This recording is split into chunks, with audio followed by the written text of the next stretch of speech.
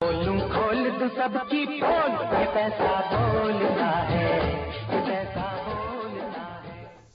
नमस्कार, स्वागत है आपका। मैं हूं गौरव कुमार पांडे। खबर गरम है में आज पहली खबर जिसका नाम दिया है हमने पैसा बोलता है। पैसा क्या बोल रहा है? पैसा ये बोल रहा है कि एक आरोप लगाता है और दूसरा उस आरोप का जवाब आरोप से देता है। आज एक याराना दिखाते हैं, एक ऐसा याराना जो सियासी है। दो दलों के दो दिग्गज, एक आरोप लगाता है, दूसरा जवाब देता है, फिर दूसरा आरोप लगाता है और सिलसिला चलता रहता है। लेकिन इस सियासी मोहब्बत के बीच अब एंट्री हुई है पैसे की, संपत्ति की, और अब उसके बाद जो लड़ाई है वो दिखा रहे हैं। ठन ठन की सुनो झनकार, ये दुनिया है काला बाजार, ये पैसा बोलता है, ये पैसा बोलता है। जो बोलूं खोल दूं सबकी पोल, ये पैसा बोलता है, ये पैसा बोलता है।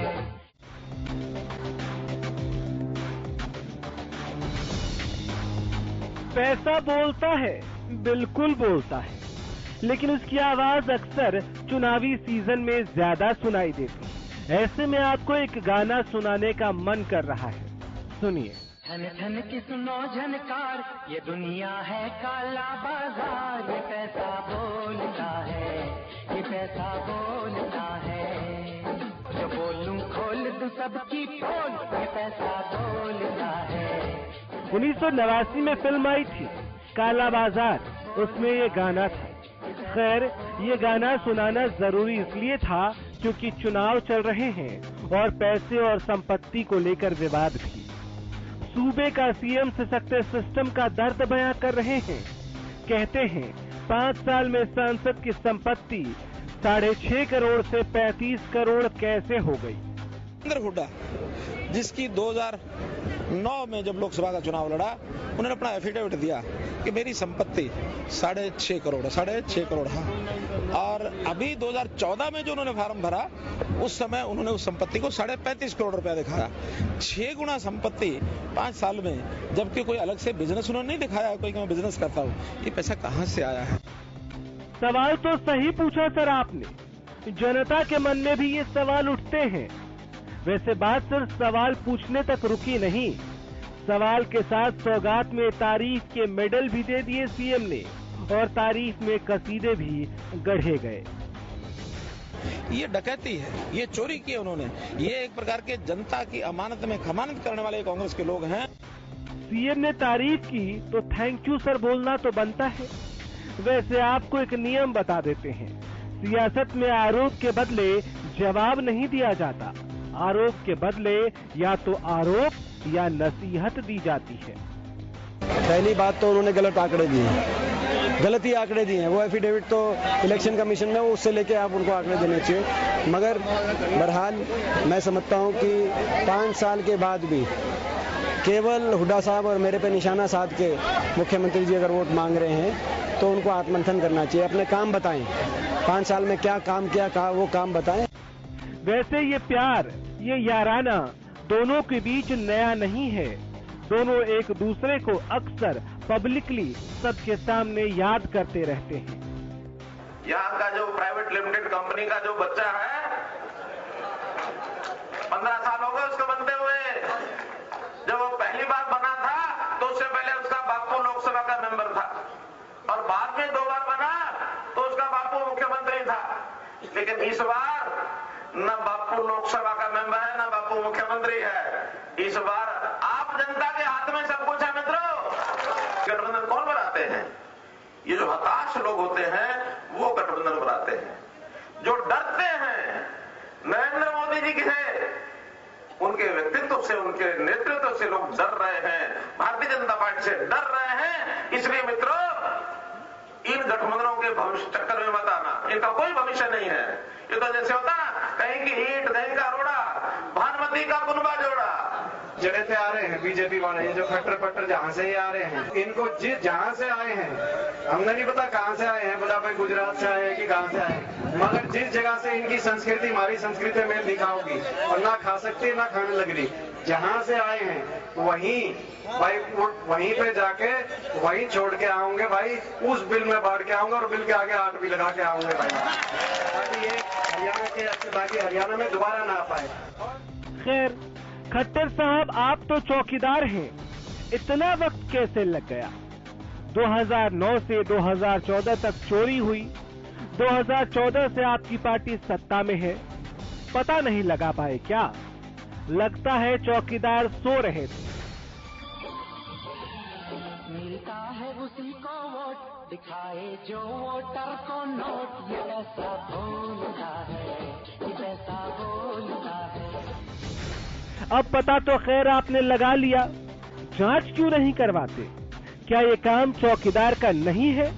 किसी को चोर कहते हैं, सांसद को डकैत कहते हैं, तो पकड़ते क्यों नहीं? आपने अपने राज में चोरों डकैतों को खुली छूट दे रखी है क्या, या ये चौकीदार का काम ही नहीं? वैसे सीएम सर, करोड़पति तो आपके भी सांसद हैं, कई हैं, और कईयों की संपत्ति में कई गुना बढ़ोतरी भी हुई है, उस पर भी बोलिए। जिनके अपने घर शीशे के हों, वो दूसरों पर पत्थर नहीं फेंका करते।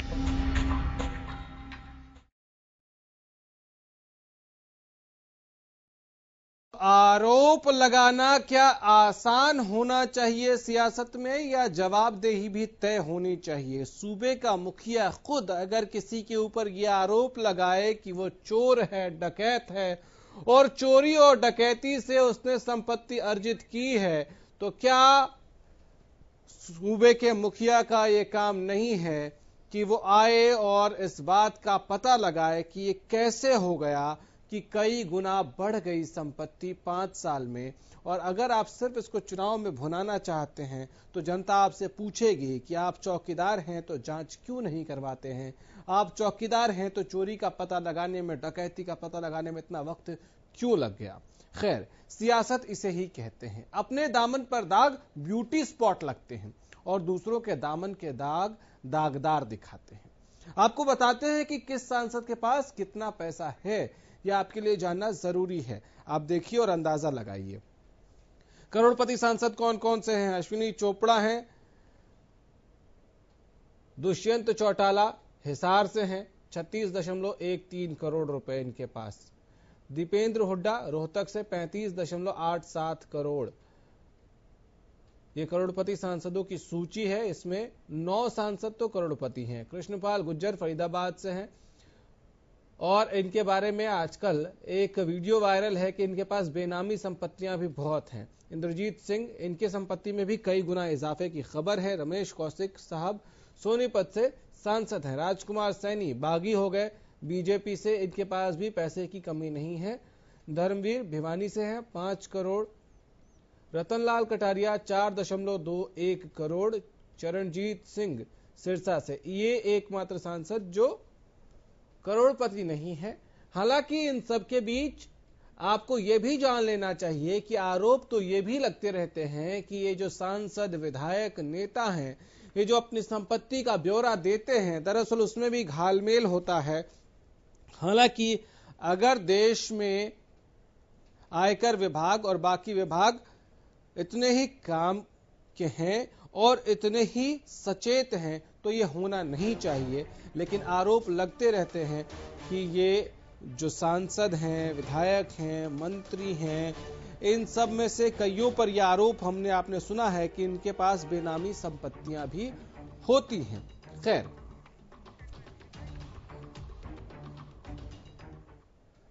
तो ये तो हमने जो आपको सूची दिखाई, ये तो मौजूदा सांसदों का हाल आपको दिखाया हमने। अब वो नेता जो 2009 में सांसद रहे लेकिन 2014 में हार गए, वो भी कम कहां है। कुबेर के खजाने की एक चाबी उनके पास भी है और उनकी सूची भी हम आपको दिखा रहे हैं कि उनकी इस वक्त स्थिति कैसी है। 2009 में श्रुति चौधरी के पास 16 करोड़ की संपत्ति थी और 2014 में बढ़कर 108 करोड़ की हो गई।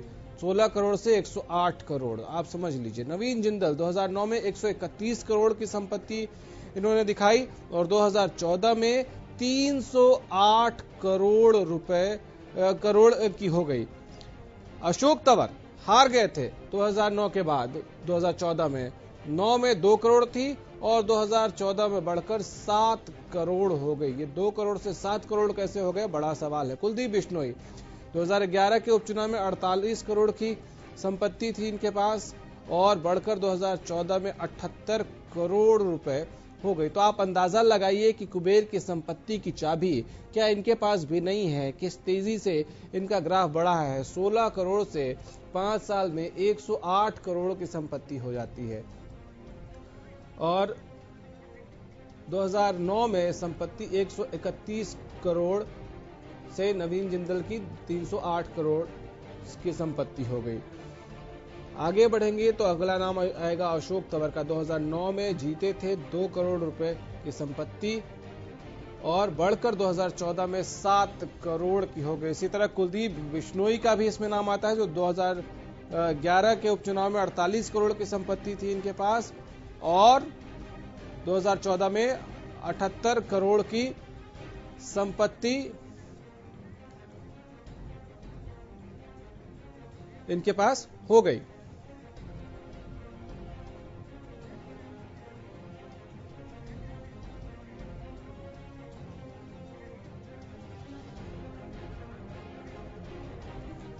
तो ये संपत्ति आपको दिखा रहे हैं। तो जो मौजूदा सांसद हैं उनकी संपत्ति भी और जो सांसद जो पिछली बार जीते थे 2009 में जीते थे 2014 में हार गए या 2014 में जो सांसद हार गए उनकी स्थिति क्या है, उनके संपत्ति की स्थिति क्या है वो भी हमने आपको दिखा दिया।